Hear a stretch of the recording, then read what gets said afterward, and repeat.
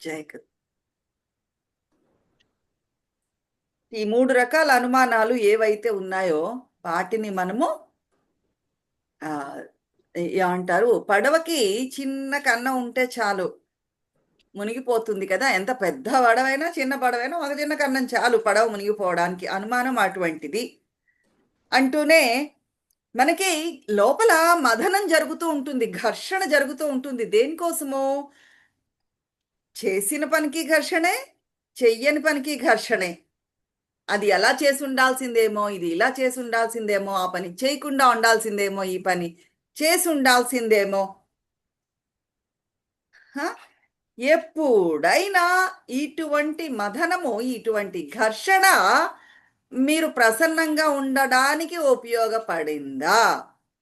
మీరు cool down అవడానికి ఉపయోగపడిందా? మొదటి ప్రశ్న. రెండో ప్రశ్న ఏంటి? ఇటువంటి ఘర్షణ ఎప్పుడైనా మీలో మాయమైపోయిందా?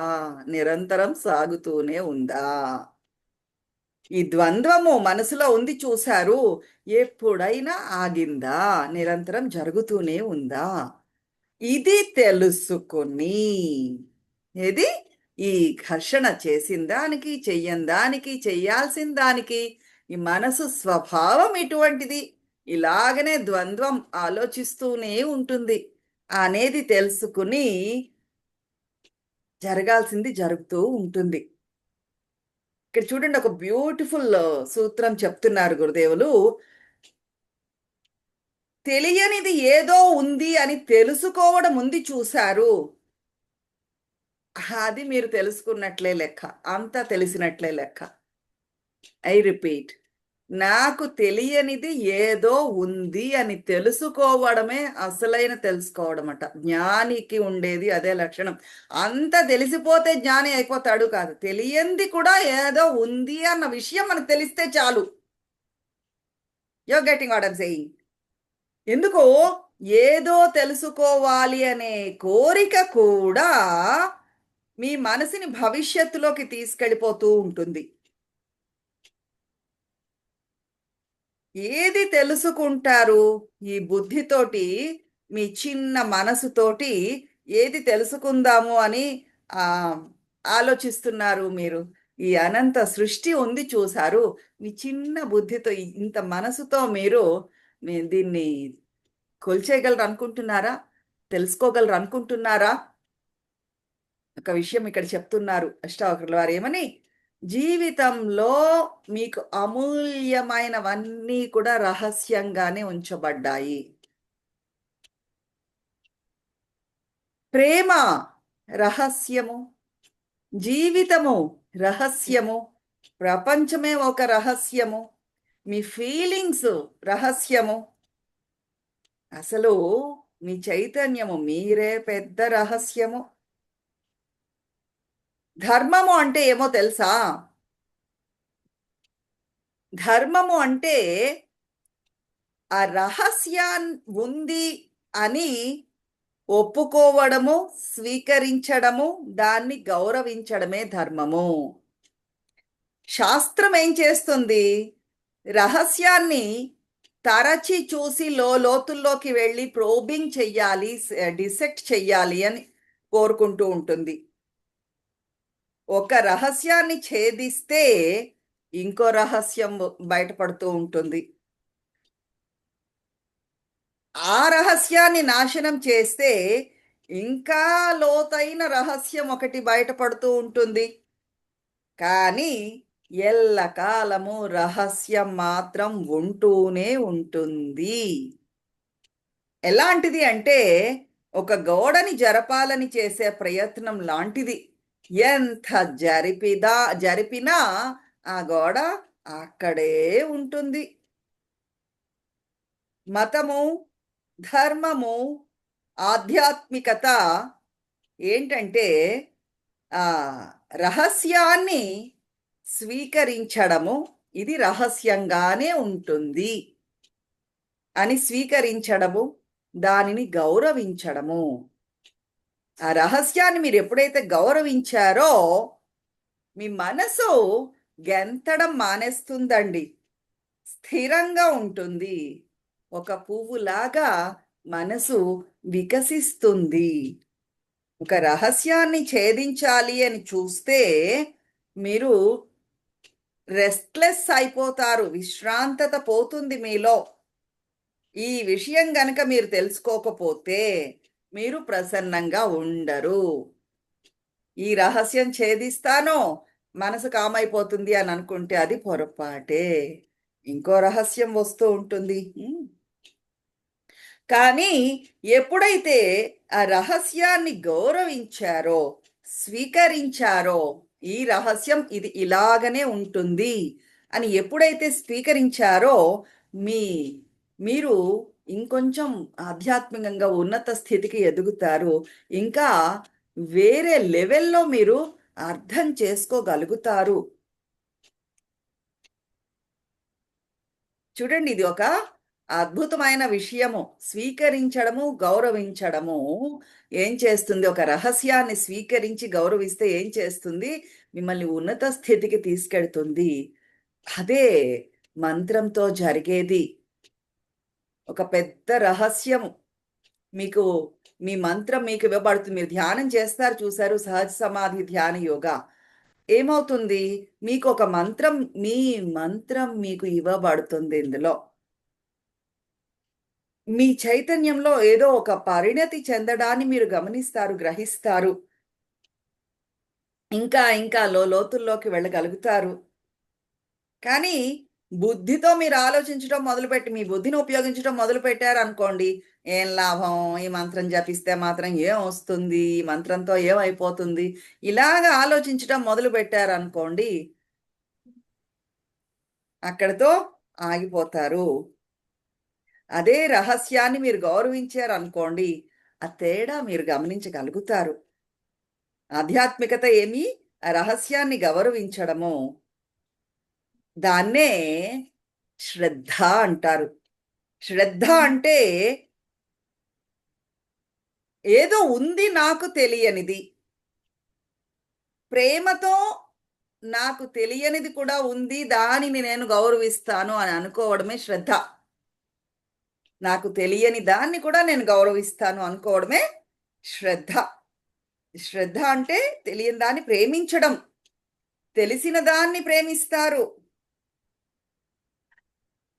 ఒక ఒక పువ్వు, గులాబీ పువ్వే తీసుకుందాం ఉదాహరణకి. చాలా అందంగా ఉంది, ప్రేమిస్తారు. దగ్గరికెళ్ళి కాడ పట్టుకోబోతారు, ముళ్ళు గుచ్చుకుంది. అదే ప్రేమ ద్వేషం కింద కూడా మారుతూ ఉంటుంది. తెలిసిన దాన్ని ప్రేమిస్తే ఆ ప్రేమ ద్వేషం కూడా కింద కూడా మారుతుంది.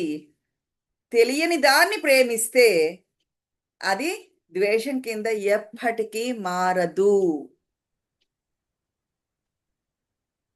తెలియని దాన్ని ద్వేషించడం ఎలా అవుతుంది? అవ్వదు. కానీ తెలియని దాన్ని ప్రేమించడం సాధ్యమే.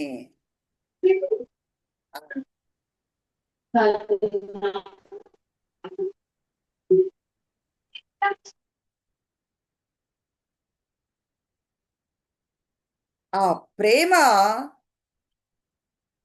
క్వాలిటీ ఉంది చూసారు. తెలియని దాన్ని కూడా ప్రేమించడం, ఒక పరిణతి చెందిన ప్రేమ. అది శ్రద్ధ అంటే. ఒక సామెత కూడా ఉంది భగవద్గీతలో. ఏమంటారు? శ్రద్ధావాన్ లభతే జ్ఞానం. శ్రద్ధ ఉంటే ఆటోమేటిక్గా జ్ఞానం మీలో దానంతట అదే ఉదయిస్తుంది. జ్ఞానం దొరుకుతుంది. ఊరికే బుద్ధికి అందేటటువంటి జ్ఞానం కాదండి. ఇక్కడ జ్ఞానము అంటే ఒక అనుభవైక వైద్యంగా, అంటే మీరు అనుభవిస్తారు ఆ జ్ఞానాన్ని. అలాగ మీకు ఆ జ్ఞానం లభిస్తుంది. మీ ఆత్మలో సంపూర్ణంగా ఒక జ్ఞానం ఉదయిస్తుంది. మీ పూర్తి శరీరంలో ఒక జ్ఞానం ఎరుకలోకి వస్తుంది. ఒక న్యూక్లియర్ సైంటిస్ట్ చెప్పచ్చు, ప్రతి ఒక్కటి సృష్టిలో ఉండేది ఒక తరంగమే, ఒక క్వాంటము అని చెప్పచ్చునుగాక. ఒక శక్తి, ఇదంతా శక్తే, శక్తికి ప్రతిరూపమే అంటూ చెప్పచ్చునుగాక. కానీ అది మీలో ఎటువంటి అనుభవాన్ని ఇవ్వదు, అనుభూతిని ఇవ్వదు. అదే కనుక ఒక జ్ఞాని, ఒక సన్యాసి అంతటా నిండి ఉన్నది అదే శక్తి, అదే చైతన్యము అని అన్నాడు అనుకోండి, అందులో మీకు ఒక ఆనందం ఉంది. ఒక బ్రహ్మానందాన్ని మీరు అనుభూతి చెందుతారు. ఎందుకు ఆ, జ్ఞాని, సన్యాసి, ఆ సాధువు అది అనుభూతి చెంది ఆ మాట చెప్తున్నారు కాబట్టి ఆ అనుభూతి మీకు కూడా లభిస్తుంది. జ్ఞానికి తెలుసు, ఆ సాధువుకి తెలుసు నేను ఒక శక్తి అనేది అనుభవపూర్వకంగా తెలుసుకున్నాడు. ఆయన అనుభూతి చెందాడు ఆ చైతన్యాన్ని. చూస్తున్నారు. అప్పుడు ఏమవుతుంది? ఆ ద్వంద్వము ఆగిపోతుంది అక్కడ. లేనప్పుడు ఏమవుతుంది? నిరంతరము మనలో జరుగుతూనే ఉంటుంది. మనసు చేసే అలజడి. సముద్రంలో అలలు ఆగడం ఎప్పుడైనా చూసారా? అలలు వస్తూ ఉంటాయి, పోతూ ఉంటాయి, గాలి వీస్తూ ఉంటుంది, అలలు లేస్తూ ఉంటాయి, వాటి బలం కొద్దీ లేస్తాయి, మళ్ళీ మాయమైపోతూ ఉంటాయి. అది నిరంతరము జరుగుతూనే ఉంటుంది. ఈ విషయం తెలుసుకుని ఇంకా ఇవన్నిటి గురించి తెలుసుకోవడం అనేది ఒక వ్యర్థము అన్న విషయం కూడా తెలుసుకున్నప్పుడు శాంతి లభిస్తుంది మీకు. గతాన్ని మీరు విడిచిపెట్టేయగలరు. మీకు తెలుసా? గతాన్ని వదలకుండా పట్టుకు వెళ్ళాడేలాగా చేస్తున్నది ఏంటండి? మీ మనస్సే. ఏదైనా జరిగిందనుకోండి, దాన్ని వండర్ అయిపోతూ ఉంటుంది. అసలు ఇలా ఎందుకు జరిగింది అనే ఆలోచన మనసులో పుడుతున్నప్పుడు అంతా కూడా మీరు రెస్ట్లెస్ అయిపోతూ ఉంటారు. ఏదైనా ఒకటి తప్పు చేయొచ్చును గాక. జరిగిందేదో జరిగిందిలే అని వదిలేయకుండా దాన్ని పట్టుకు వేళ్లాడుతూ ఉంటారు. హుక్కు తగిలిస్తూ ఉంటారు. ఆ హుక్ ఏమో తెలుసా? వై, ఎందుకు, నేనెందుకు తప్పు చేశాను, నాకిది తెలుసు కదా, నాకిది వచ్చు కదా, ఎందుకు ఇలా జరిగిందా? ఆ ఎందుకు అనేది ఉంది చూసారు, అది ఒక ప్రశ్న. ఆ ప్రశ్న ఒక హుక్కు లాంటిది. మిమ్మల్ని గతానికి ఒక హుక్కు లాగా తగిలించి పడేస్తోంది. ఒక ప్రశ్నతో మీరు గతాన్ని అతుక్కుని ఉండిపోతున్నారు. అంతేకాదు, ఇంకా నిందించడం మొదలు పెడతారు. మనసులో ఒక రుబ్బుడు జరుగుతూ ఉంటుంది. రుబ్బి రుబ్బి రుబ్బి రుబ్బి రుబ్బి రుబ్బి మనసు రెస్ట్లెస్ అయిపోతూనే ఉంటుంది. ఇంకా ఇంకా ఇంకా ఇంకా రెస్ట్లెస్ అయిపోతూనే ఉంటుంది. ఇది ప్రపంచం విధానము, స్వభావం ఇటువంటిది అని తెలుసుకోండి చాలు. ముళ్ళు ఉంటాయండి ప్రపంచంలో. గులాబీ పొద దగ్గరికి వెళ్ళారనుకోండి, పువ్వులు అక్కడే ఉంటాయా? కాడకి ముళ్ళు కూడా ఉంటాయి. అయితే మన ఫోకస్ ఎక్కడ పెట్టామో, ఆ కిందకి చూస్తూ ఊరుకుంటున్నాం, ప్రపంచం మీదే ధ్యాస పెడుతున్నాము, ఆ ముళ్ళు మాత్రమే మనకి కనిపిస్తున్నాయి, ఆనందం కావాలి అని కోరుకుంటున్నాము. కిందకి చూస్తే ఆనందం ఎక్కడ దొరుకుతుంది? ముళ్ళే కనిపిస్తూ ఉంటాయి. పైకి ఎగబాకండి, ఆ పువ్వులు కూడా కనిపిస్తాయి, కొమ్మ చిగురున కనిపిస్తాయి పువ్వులు. కిందకి చూస్తూ కొమ్మనే చూస్తూ ఉంటే, ఆ ప్రపంచం మీదే ధ్యాస పెడుతూ ఉంటే ముళ్ళే కనిపిస్తాయి. అయితే ఆ పువ్వుల అందాన్ని చూడలేకపోతున్నారు. ఇంకా ఆ పువ్వులు మొగ్గలుగానే ఉన్నాయి, వికసించలేదు. కాసేపు ఆగండి, ఆ మొగ్గలు కూడా వికసిస్తాయి. ఈ ముళ్ళ పొద దగ్గర ఆగిపోకండి, పైకి ఎగబాకండి. ఆ గులాబీ పువ్వు ఇప్పుడు కాకపోతే రేపైనా మొగగా ఉన్నా సరే, తర్వాత అయినా సరే వికసిస్తుంది. ప్రతి ప్రశ్న ఎందుకు అన్న ప్రశ్న ఉదయించినప్పుడల్లా మీరు ఆ కిందకి చూస్తున్నట్లే లెక్క, ముళ్ళని చూస్తున్నట్లే లెక్క, గతానికి అంటుకుపోతున్నట్లే లెక్క. ఎప్పుడైనా గమనించారా? టెన్షన్ మీలో ఎక్కువైంది అంటే ఏం చేస్తారు? మొట్టమొదటిగా ప్రశ్న అడగడం మొదలు పెడతారు. ఏ ఏ సమయంలో మీరు అడుగుతున్నారు అనేది కూడా అవసరం లేదు. ఎందుకు జరుగుతోంది, ఎందుకు ఎందుకు ఎందుకు అష్టావక్రుల వారు చెప్తున్నారు, గతాన్ని విడిచిపెట్టేస్తాను అనే ప్రతిజ్ఞ మీకు మీరు చేసుకోండి. సచ్ ఏ వండర్ఫుల్ సూత్ర. గతాన్ని ఏది ఏమైనా విడిచిపెట్టేస్తాను అన్న ప్రతిజ్ఞ మీకు మీరు చేసుకోండి. ఏది జరిగినా, ఏది ఎలా జరిగినా వర్తమాన క్షణంలోనే ఉంటాను. Now, now. అది అలవాటు చేసుకోండి. గతాన్ని వదిలేయడము, వర్తమానంలో ఉండడము అనేది అలవాటు చేసుకోండి. అప్పుడు ఎటువంటి సమయంలో అయినా మీరు నవ్వుతూనే ఉండగలుగుతారు. ఈ రకరకాల కోరికలు, అనుభవాలు కావాలి జీవితంలో. తెలుసుకోవాలి. కోరికలు తీరాలి అని కోరుకుంటూ ఉంటాము. కోరికలన్నీ తీరిపోవాలి. ఎవరికైనా కోరికలు తీరకుండా మిగిలిపోయాయా? Such a wonderful question it is. చూడండి, గురుదేవులు అడుగుతున్నారు. ఎప్పుడైనా ఒక్క కోరిక కూడా మీది తీరకుండా ఉండిపోయిన వాళ్ళు ఎవరైనా ఉన్నారా? లేరు. అలాగనే అన్ని కోరికలు తీరిపోయిన వాళ్ళు ఉన్నారా అండి ఎక్కడైనా? అలా కూడా లేదు. దీనికి ఏమైనా అంతముందా? దాన్ని పట్టుకు వేళ్లాడొద్దు అని చెప్తున్నారు అష్టావక్రుల వారు. జీవితంలో కావాల్సింది ఇదొక్కటే. ఒక ప్రకాశంలాగా ఉండు, చిరునవ్వుతో ఉండు, వదిలేసేయ్. వదలగలిగే టెండెన్సీని పట్టుకో. చిరునవ్వుతో ముందుకు కదలిపో. స్థిరంగా స్థిత ప్రజ్ఞతతో ఉండాలి. సెంటర్డ్‌గా ఉండాలి అంటే ఒకే ఒక క్వాలిటీ కావాలి. వైరాగ్యం కావాలి. ఇంకొక పద్ధతి, ఇంకొక మార్గము లేనే లేదు అని చెప్తున్నారు. ప్రతి ఒక్కటి మారిపోయేదే. ఎవ్వరు చెడ్డవాళ్ళు కాదు. మనుషులు రకరకాల మూడ్స్‌లోకి వెడుతూ ఉంటారు. ఆ మూడ్స్ కూడా మారిపోతూ ఉంటాయి. వాళ్ళ ప్రవర్తనలు మారిపోతూ ఉంటాయి. వాళ్ళ ఇష్టాలు మారిపోతూ ఉంటాయి. అనిష్టాలు మారిపోతూ ఉంటాయి. మీ ఇష్టాలు మారిపోతూ ఉంటాయి. మీ అనిష్టాలు మారిపోతూ ఉంటాయి. వస్తువులని మీరు చూసే విధానం మారిపోతూ ఉంటాయి. సంఘటనలు మారిపోతాయి. ఏ స్థితి, పరిస్థితి కానీ, సంఘటన కానీ మీతో అలాగనే ఎల్లకాలము ఉండిపోయిందా అండి? లేదు కదా! అన్నీ మారిపోతూనే ఉంటాయి. అన్నీ మారుతూనే ఉంటాయి. అయితే ఇన్ని మార్పులు మన చుట్టూ జరుగుతున్నవన్నీ ఎందుకున్నాయి? వాటి కారణం ఏమో తెలుసా? పర్పస్ ఏమో తెలుసా? మిమ్మల్ని వేడెక్కించడానికి. మిమ్మల్ని బేకింగ్ చెయ్యడానికి అందులో మునిగిపోయి జీవితం అంటే ఇదేనా? ఇలాగనే ఉంటుందా? అని అందులో కొట్టుకుపోతూ, ఉడుకుపోతూ ఉంటారేమో! అందుకు అవన్నీ సృష్టించబడ్డాయి. హ్మ్.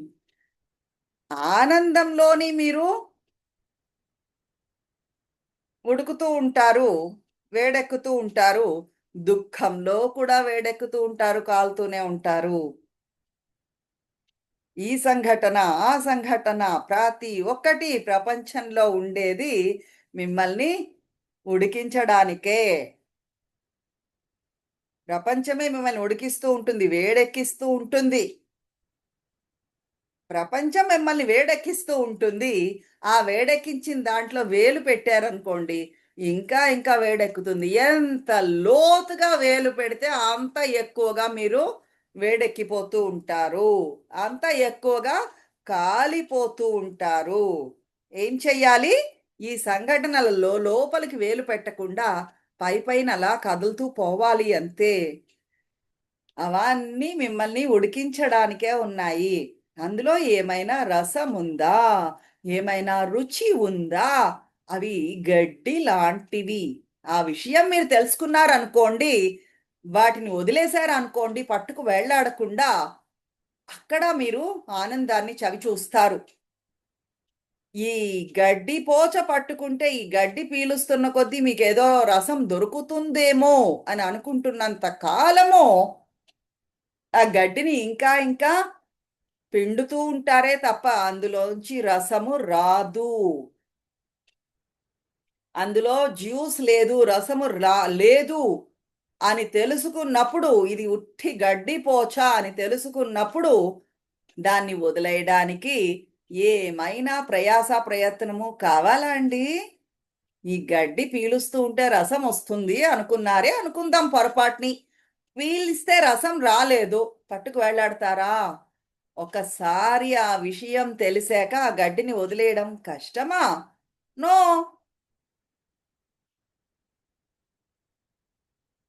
అది దానంతట అదే పడిపోతుంది. మెళకువ తెచ్చుకోండి. చూడండి, ఒక కల వచ్చిందండి. కల వచ్చింది అని మీకు తెలిసింది అనుకుందామండి. ఇప్పుడు ఆ కలని వదిలేయడానికి మీరేమన్నా ప్రయత్నం చేయాలా? కల వచ్చింది అని మీకు తెలిసింది అంటే మీరు కలలోంచి మెళకువలోకి వచ్చేసారనే అర్థం కదా! ఇంక మీరు ఆ కలని వదిలేయడానికి ఏముంది అందులో? ఎటువంటి ప్రయాస అక్కర్లేదు. ఆటోమేటిక్‌గా కల దానంతటదే వెళ్ళిపోయింది. మెళకువ తెచ్చుకోండి. కల వెళ్ళిపోయింది ఆటోమేటిక్‌గా. ప్రపంచం కూడా అలాంటిదే. రసము లేని ఒక గడ్డి పోచ లాంటిది. ఒక చెరుకు గడ క్రష్ చేశారు అనుకుందాం. ఒకవైపు రసం వస్తుంది. రెండో వైపు గడ్డి రసం తీసేసిన ఆహ్, చెరుకు గడలు పిప్పిలాగా చెరుకు పిప్పి వస్తూ ఉంటుంది. జ్యూస్ అంతా వెళ్ళిపోతుంది. ఆ పిప్పి దేనికి పనికొస్తుంది? మంటల్లో వేయడానికి పనికొస్తుంది అంతే. మెళకువ తెచ్చుకొని చూడండి. మీ ప్రపంచం పైన మీరు పెట్టిన ధ్యాస, మీ చైతన్యం ప్రపంచమంతా విస్తరించి ఉంచారు చూసారు. ప్రాపంచిక విషయాల పైన మీ చైతన్యాన్ని పెట్టి ఉంచారు చూసారు. అది తీసేసేయండి. ఈ ప్రపంచం ఏంటి? అందులో ఏమైనా రసం ఉందా? లేదు. ఎలాంటిది అంటే, కుక్క ఎముకని నములుతూ ఉంటుందిట. నములుతున్నప్పుడు ఏమవుతుంది అంటే, దాని లోపల దవడలు, చిగుళ్ళు ఆ ఎముక గుచ్చుకుని చిన్నగా రక్తం కారడం మొదలెడుతుంది. ఆ రక్తము దాని రక్తమే దానికి ఉప్పగా, రుచిగా తగులుతూ ఉంటుంది ఆ కుక్కకి.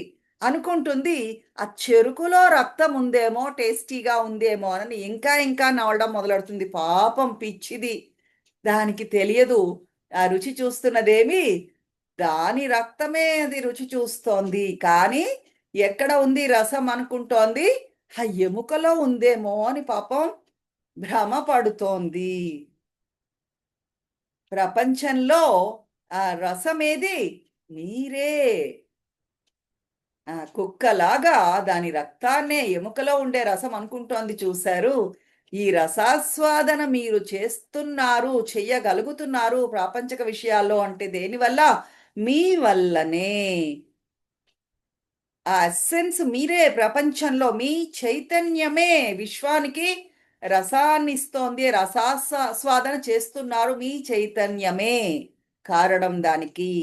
అందులో మీరు విశ్రాంతిగా ఉండండి. దాన్ని ఆస్వాదించండి. రాత్రి, పగలు ఆ చైతన్యంలో మునిగిపోండి. నాట్యం చెయ్యండి. అందులోనే నడవండి. అష్టావకుల వారు చెప్తున్నారు. అదే అంతటా ఉన్నది. అది తప్ప ఇంకొకటి లేదు. తత్సత్. ఇక్కడ, అక్కడ రసాస్వాదన చేస్తాను అని చెప్పి వెతకకండి. కుక్కలాగా పరిగెట్టకండి. మీరే ఆ రసము. ఆ జ్యూస్ మీరే. పాడుతూ ఉంటాం కదా! నిస్సార యహ్ సంసాर में शिव नाम एक ही सार है. రసమేది? శివనామం ఒక్కటే. ఇంకొకటి పాడుతూ ఉంటాం మనం గుర్తుందా? సంసార సారం భుజగేంద్రహారం. సంసార సారం ఏమండి? భుజగేంద్రహారం శివుడే. ఆ చైతన్యమే. అదే అసలైన సారము. అసలైన రసము ప్రపంచంలో ఉన్నదేమి? ఆ చైతన్యమే, ఆ శివానే. అది మీ మనసులో స్థిరంగా నాటుకుంది అనుకోండి. అప్పుడు మీరు ప్రశాంతంగా ఉంటారు. మీరు ప్రసన్నంగా ఉంటారు. అది జరగనంత కాలము దాని వెంట, దీని వెంట పరుగులెడుతూనే ఉంటారు. ఆ ఎముకని కొరుకుతున్న కుక్కలాగా. మీకు అక్కడ ఇక్కడ మరకలు అవుతూ ఉంటాయి, మచ్చలు అవుతూ ఉంటాయి, పుళ్ళు అవుతూ ఉంటాయి ఆ కుక్కకి తగిలినట్లుగానే. ఇంకొక ఇంకా మరి నేను కొరకలేనురా బాబు, ఈ పుళ్ళతో నాకు నొప్పి ఎక్కువ అయిపోయింది అని కుక్క ఎలా అనుకుంటుందో, అలా మీరు ఇంక నేను కొరకలేను, ఈ పుళ్ళు తట్టుకోలేను, ఈ బాధలు తట్టుకోలేను అన్నప్పుడు విశ్రాంతి తీసుకుంటారు. కాసేపు అక్కడో ఇక్కడో ఎప్పుడో ఒకప్పుడు మీరు ఇది గ్రహించి తీరాల్సిందే. ఎందులోని ఆ రసం లేదు. మీ సహజ స్వభావం ఉంది చూశారు, దివ్యమైన ప్రకృతి ఉంది చూశారు, అది మాత్రమే రసవత్తరమైనది అనేది మీరు గ్రహించగలగాలి. ఆ ఈ గ్రహం పైన ప్రేమ మాత్రమే సాధ్యము. మీ సహజ స్వభావం మాత్రమే సాధ్యము, అది మాత్రమే రసవత్తరమైనది అని మీరు గ్రహించినప్పుడు మీలో ఆ వైరాగ్యము ఉదయిస్తుంది. అప్పుడు ఈ గ్రహం మీద ఏది కూడా మిమ్మల్ని చలింప చేయలేదు. సూర్యుడిలాగా అయిపోతారు మీరు. మీ సహజ స్వభావంలో మీరు వికసించనంత కాలము ఫుల్ఫిల్మెంట్ అనేదే ఉండదు. సంతృప్తి అనేదే ఉండదు. ఏదో మంచి టైం వస్తుంది భవిష్యత్తులో అని ఎదురు చూడకండి. ఘర్షణ లేకుండా, అది కావాలి, ఇది కావాలి అనే చాయిస్ లేకుండా మీరు ఏ వయసులో ఉన్నారో చెప్పండి. ప్రతి వయసులోని మీకు ఏదో ఒక చాయిస్, అది కావాలి, ఇది కావాలి. చంటి పిల్లాడికి కూడా చాక్లెట్ కావాలి అని కోరుకుంటుంది. ఈ చాక్లెటా, ఆ చాక్లెటా, మళ్ళీ అందులో ఎంపుదల కావాలి వాడికి ఉంటుంది. ఒక బొమ్మల కొట్టుకెడితే పిల్లల్ని ఎప్పుడైనా మీరు చూసారా?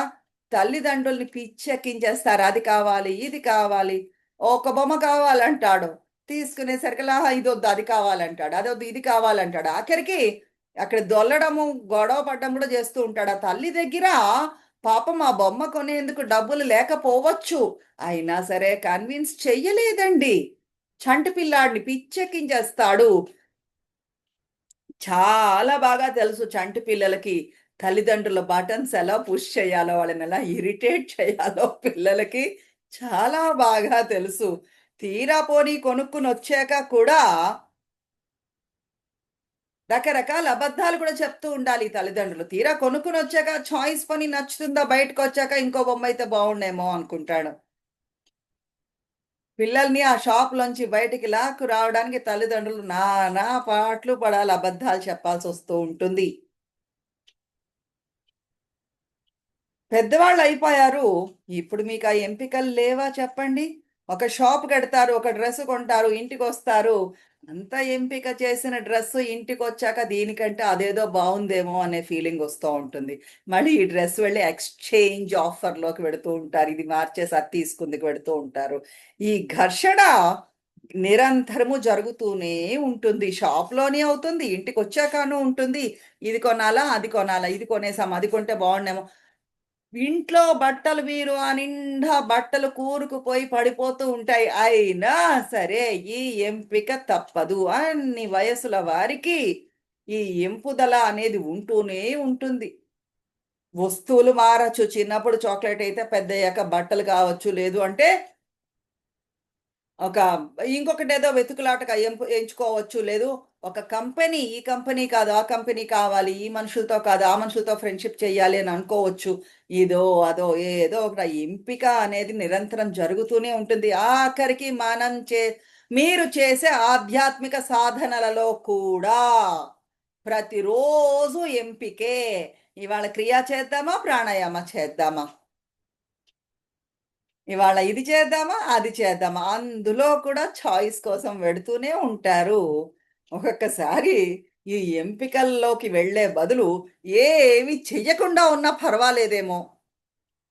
లేకపోతే ఏమవుతుంది? మనసే ఎప్పుడు కూడా ఈ ఎంపికల్లోనే పడిపోతుంది. ఇది కావాలా? అది కావాలా? ఇది చెయ్యాలా? అది చెయ్యాలా? ఘర్షణ మనకి మనమే సృష్టించుకుంటూ ఉంటాము. ఈ ఘర్షణలన్నీ వదిలేయాలి. శ్రద్ధ లేకపోతే ఏది మీకు దేనివల్ల లాభం రాదు. నిజానికి అసలు మీరు ఏమీ చెయ్యకండి. ఒక్క శ్రద్ధ ఒక్కటే మీ దగ్గర ఉంది అనుకుందాం. అదే సాధన అయిపోతుందండి. మీకు శ్రద్ధ ఒక్కటే సాధన అయిపోతుంది. అంత పవర్‌ఫుల్.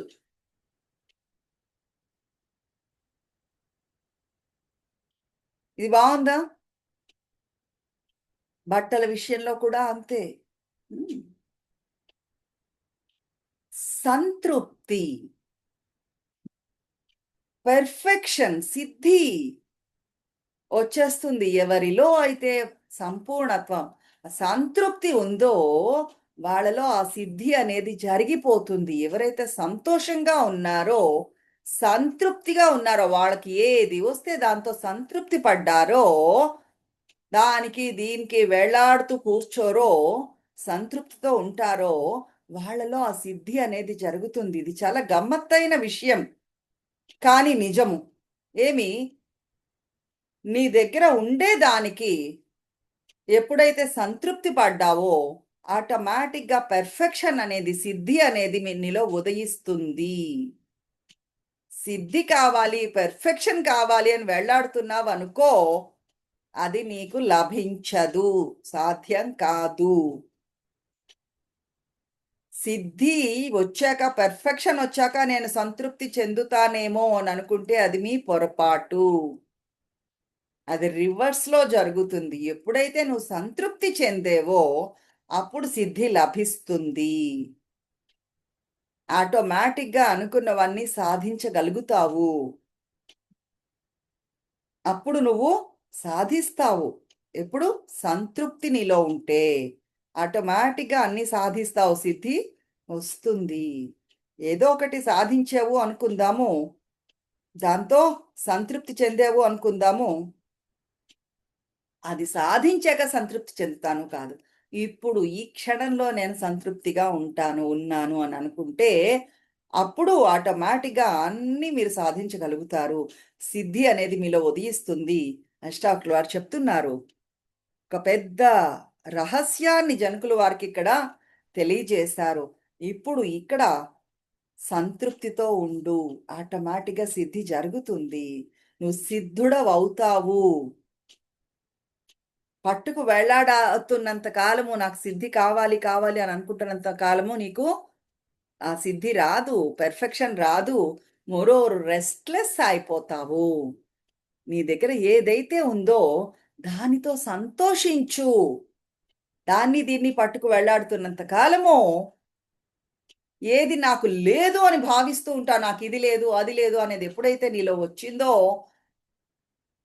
ఎప్పుడు ఏదో ఒక లోటు కనిపిస్తూనే ఉంటుంది నీకు. అది నిరంతరము సాగుతూనే ఉంటుంది. ఒకటి ఫుల్‌ఫిల్ అయితే ఇంకొకటి, ఇంకొక అసంతృప్తి సాగుతూనే ఉంటుంది. అందుకని ఈ పెర్ఫెక్షన్ కోసమని పోస్ట్‌పోన్‌మెంట్ చేసుకోవద్దు. ఈ ఈ హ్యాంకరింగ్ ఏదైతే ఉందో, ఇంకా పర్ఫెక్ట్‌గా ఉండాలి, ఇంకా పర్ఫెక్ట్‌గా ఉండాలి అనేది ఏదైతే ఉందో, అది వదిలినప్పుడు పరిపూర్ణత వచ్చినప్పుడు, ఆ సంతృప్తి వచ్చినప్పుడు అష్టావకులు వారు చెప్తున్నారు, ఆటోమేటిక్‌గా పెర్ఫెక్షన్ వచ్చేస్తుంది. నీ దగ్గరికి పరిగెట్టుకుంటూ వస్తుంది. సిద్ధత్వము పరిగెట్టుకుంటూ వస్తుంది. కృష్ణుడు కూడా అదే చెప్పాడు.